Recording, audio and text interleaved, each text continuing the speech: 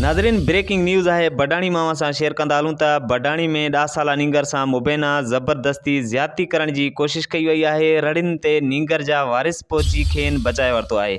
हिकु भेरो ॿीहर बडाणी मां ब्रेकिंग न्यूज़ अवां सां शेयर कंदा हलूं त बडाणी में 10 साला नींगर सां मुबैना ज़बरदस्ती ज़्यादती करण जी कोशिश कई वई आहे। रड़ियुनि ते नींगर जा वारिस पहुची खेनि बचाए वरितो आहे। इन हवाले सां असां टेलीफोन लाइन ते मौजूद है बडाणी में केहरदीन भुट्टो। जी केहरदीन, कड़ा तफ़सील आहिनि आगाह कजो।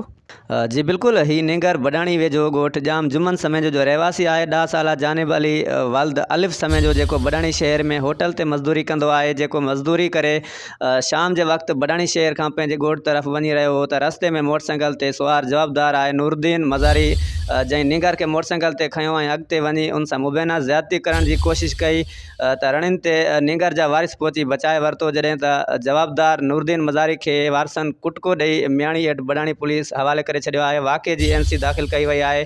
जॾहिं त पुलिस जो चवणु आहे त जवाबदार असां वटि गिरफ़्तार आहे। जांच करे उन मथां मेरिट जे बुनियाद ते केस दाख़िल कयो वेंदो। जी, जवाबदार मथां मेरिट बुनियाद ते केस दाख़िल कयो वेंदो। इहो मौक़ुफ़ आहे मियाणी हेठि बडाणी पुलिस जो। वॾी महिरबानी केहरदीन भुट्टो तफ़सील खां आगाह करण लाइ।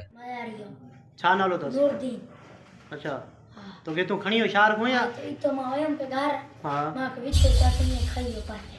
अच्छा, हां, तो सा गलत कम कई? गलत कई। केड़ी जगह ते वठी? ओए शा कोने हां, इते मां दे वयो मां चला थई मां बड़ी के मां गाड़ी कंदी के मैं बाचियो। हां दे सॉरी। छा नालो उनजो? उनजो नूरदीन मदारी। ठीक।